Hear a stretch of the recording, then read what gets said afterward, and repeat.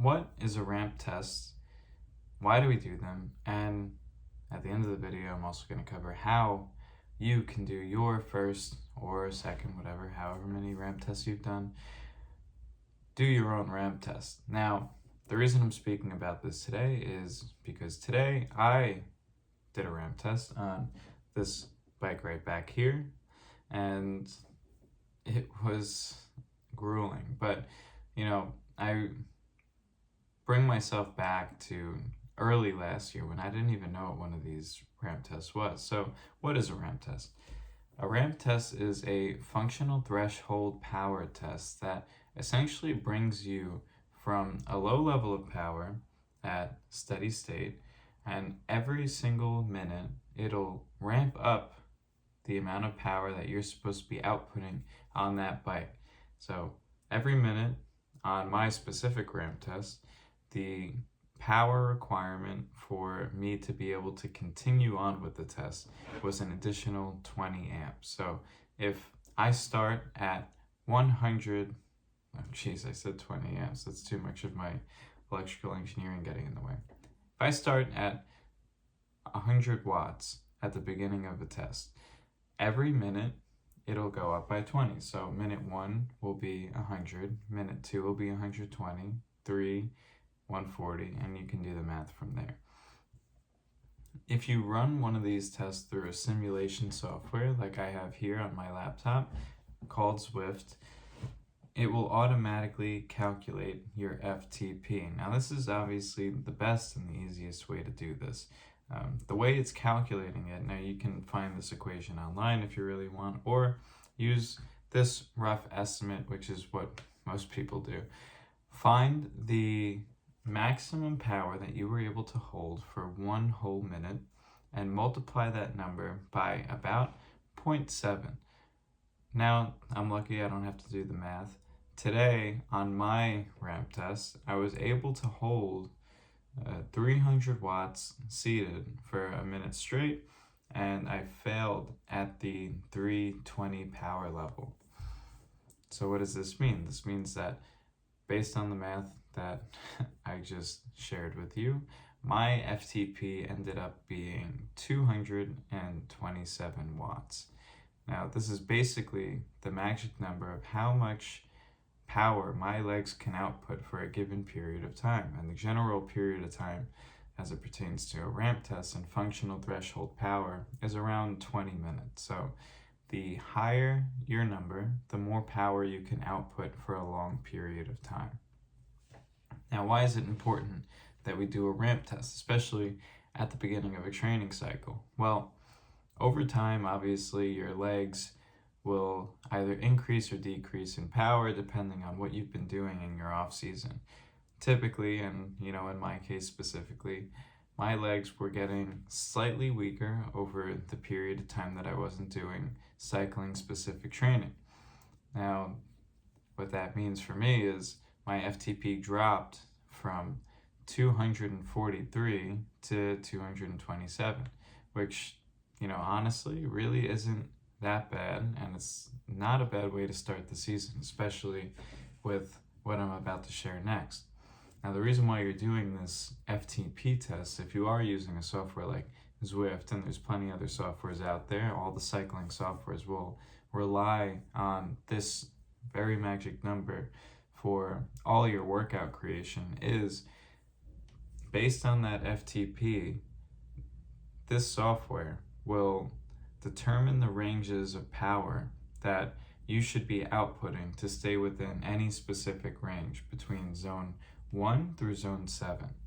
Now, that might sound like a lot, but in reality, this is going to do all the work for you. And if you have any real desire to dig into like the deeper meaning of each of those zones, then feel free, go right ahead. I could do a whole separate video about that, and I'm not going to get bogged down in this video and do this. But moving on to how you can do your first ramp test, especially if you do not have a bike like this, is any gym bike will do, although a bike on a stationary where you have My specific setup is a Wahoo Kicker core. Then I have my bike mounted to that. It's directly fixed to the Wahoo via the fixed actually, if you watched any of my other videos, the fixed cassette that I had a lot of trouble putting on there. And that rig right there connects directly to my laptop and tells me exactly how much power I'm outputting over any extended period of time. What you might want to do if you don't have this set up, which a lot of people likely don't, because, you know, if you're new to this channel, you're probably just getting started with your triathlon training. Go to any gym, find one of those stationary bikes where it displays your power output on the screen, and you're gonna have to do this a little bit more manually, but you'll get exactly where you need to get to with the tools that you have available to you. What you'll need to do is you'll get yourself situated on your stationary bike. You'll then get yourself nice and warm, maybe do a few hard efforts just to get your blood pumping, get your muscles ready for the effort that you're about to put in.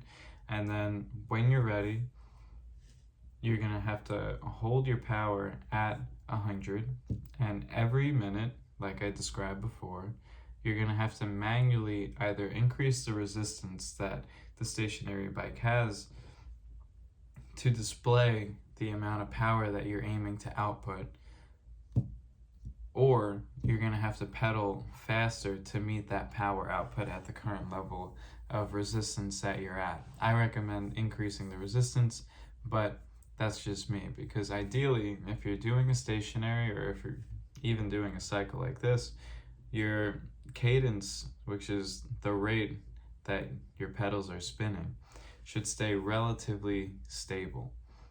The magic number for me, especially during a ramp test, is between 80 and 90 RPM. Now, you're gonna do this until you literally can't pedal anymore. And when you get to that point where you couldn't pedal anymore, you're gonna have to remember exactly what number you failed at, and then, you know, go back to the previous minute and only use the number where you were able to complete that whole minute of effort at that power level. Using that number, multiply by around 0.7, or, you know, look up the more specific equation online. It really doesn't matter if you're using a stationary, you'll get a pretty good estimate, which is 0.7, and that's your number. And now you have your perfect starting point. That's where you're starting your training season at.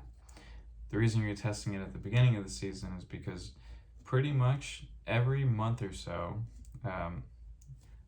in my own training, I tend to do every 6 weeks, because I have a 6-week buildup from